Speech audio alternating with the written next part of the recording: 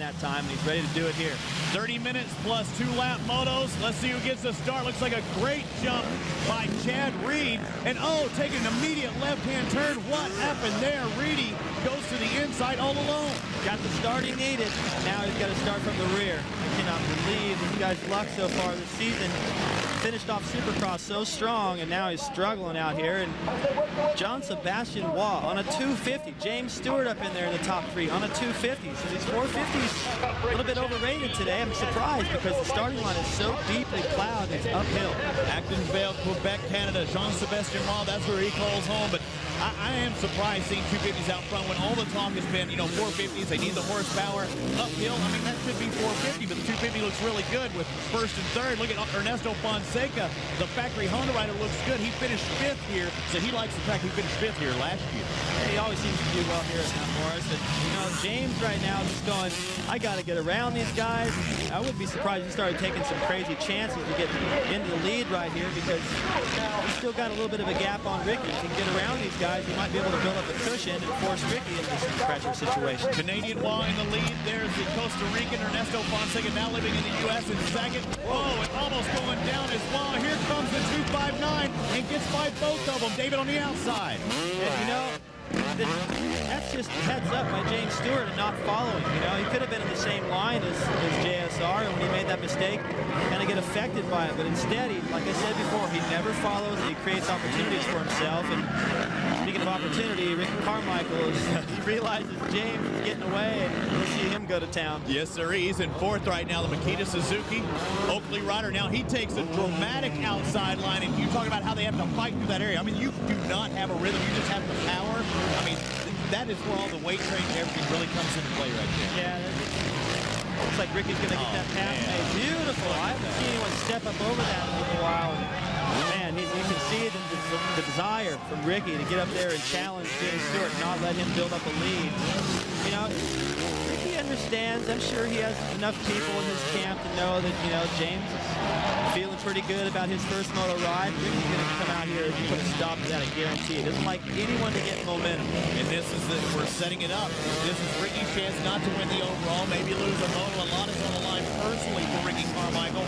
Very seldom has somebody been out front, stayed out in front on Ricky. I mean, he comes up to him, he gets by him. But right now, it looks like James Stewart is every bit as fast as Ricky. Actually, Ricky's already starting to close in. He doesn't want to take too long. He is closing in a little bit. But, James is...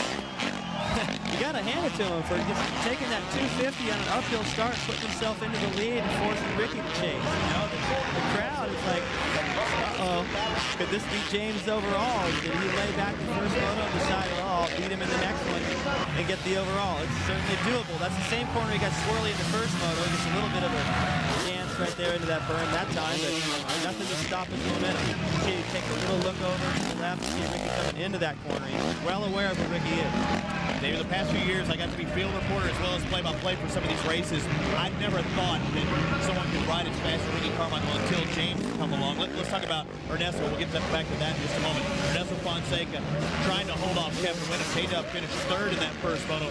Wyndham really needs to put on the pressure because all eyes were on him at the start of the season. I mean, he really started turning it on in Supercross there towards the end and said, well, maybe he's building into the motocross. It didn't help that he's had his shift lever ruined in the first 500 yards of the first national this outdoor season.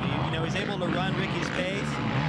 When he got back out onto the racetrack, and then he came out and backed it up in the 2nd place in Moto 2 after a fight with Reed. So he's doing what he can, but the starts are killing him. You look up ahead of he and Ernesto, you can't see the leaders anymore. There's Ernesto Fonseca, the 24 on the inside. Wyndham goes to the outside, pops up out of that berm. That'll set him up for the inside and does take over position. Now Wyndham up into 3rd spot on that Amsoil Chaparral Napster Honda. We're trying to represent. He's not a privateer. He's on his own team, but he's not necessarily factory Honda like Ernesto Fonseca. Yeah, and I think you're going to see a lot more of that in the future. Chad Reed will probably be in his own rig next year. Look how fast. Every time we go to James Stewart, it's just like, did we speed up the camera or something?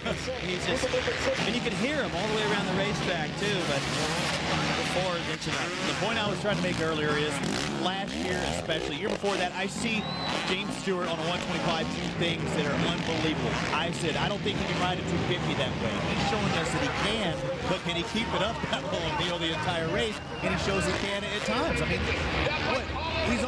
so many 250, main events, whether it be Supercross or Motocross. It shows you who has the speed there. Yeah, well, it's really, but today is all about for me is seeing that, okay, James is going to win. I couldn't answer that 24-0 question because I just kind of stopped myself and realized James is going to get faster and faster. He's like Ricky, he doesn't like to lose. I wouldn't be surprised, Robbie, if he crashed trying to hold Ricky off. He wants to win that bad. There's not that many people that compete against Ricky that way. And he's so accustomed to winning, like you said. I mean, they don't like to lose, and they'll do anything to keep from it.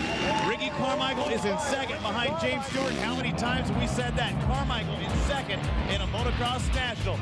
How long will he stay that way? That's the question. Welcome back to Mount Morris as Parts Unlimited presents the AMA Motocross Series. FMF, our title sponsor throughout the year. And look at James Stewart. He leads Moto number 2, this 250 race. And Ricky Carmichael closing in, trying to get by seriously fast right now. He knows time is of the essence. It may be a long moto, but he's saying, right now, baby, I need it now. Look at that dirt that James landed in off that triple. Not an easy triple to do, by the way. They're some of the only guys doing it out there. The track is just it's chocolate cake right now. A little mistake by James. He's starting to feel it. Yeah, pressure. Terrible thing. You can feel that number 4. He's like, man, this guy has won in this situation so many times. I wonder what I got to do to hold him off. That's what's going through James' mind right now. As he knows that Ricky, since he inched up, he's going to have to deal with this guy for the rest of the race, and that's a pretty overwhelming task. The KX252 stroke leads the 4-stroke, the RMZ 450 of Carmichael. Carmichael taking some different lines as well. You know that has to get into Stewart's head a little bit when he hears Carmichael totally different, the same section of the track, but totally on the outside when you're hugging those inside lines. Look how hard they're hitting these berms. They're hitting these berms and moving them. They're molding the track into what they like. Things so hard. I think some of the lines are just like by accident. They're getting in the berm so fast, the berm is really taking where they want to go, and they just drift off over it so they keep their momentum on. And so much horsepower from these machines, the big bikes out there. We don't race 500s anymore. You were a specialist at that, but these things have so much horsepower. They are able to do that. Unlike Stewart with the 125, he had to really keep up that momentum. 250, he can make his own line at will. Now, there's a lot of places out here on the track, some of the tight stuff where James has an advantage, but well, he changed his line. And look at Ricky. Taking advantage of it. Stewart right in the middle of the road right there. As they get by lap traffic, looks like Cole Siebler goes a lap down, and Carmichael really putting the pressure on.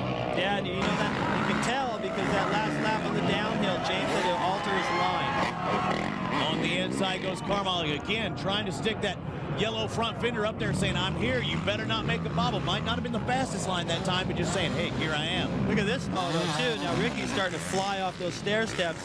It's actually easier when you just hit it fast. I never used to like that section because it beats the crud out of you. They're both getting over the step up. Ricky is setting them up. Setting him up on that right-hand side. Number 4 of Carmichael. There's Stewart.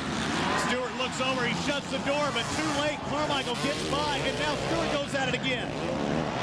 Stewart putting the pressure in. Oh, and almost a replay of what happened in Moto 1. Stewart sits that foot out, almost gets it taken down. He was only able to double that as a result. He couldn't get the run out of the corner. He didn't lose that much time, but man, this goes to show, like what we've been talking about with James, he doesn't give up. He goes for it. Even though he knew Ricky was passing him, he made a pretty bold move right there by landing early and trying to cut back to the inside. Ricky was savvy enough to hear him there and cover him. Halfway through Moto number 2, Ricky Carmichael leads James Stewart. That's the way they finished in Moto 1. Stewart trying to break up the perfect season so far in 2005 for Carmichael. Look at this, just overjumps that whole section. Right at the halfway point, too. Ricky just decides, oh, let's hit this wide open. Look at James' correction. Back to the inside. No room. Ricky was able to jump that jump, clear out onto the flat, still hold the best line. You know what if, David?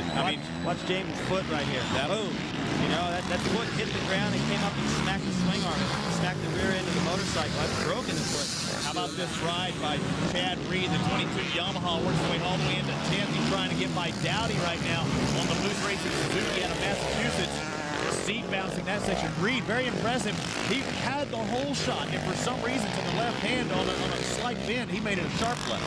Yeah, it's so deep as mud up there in the first turn. The riders don't really get to that part of the track.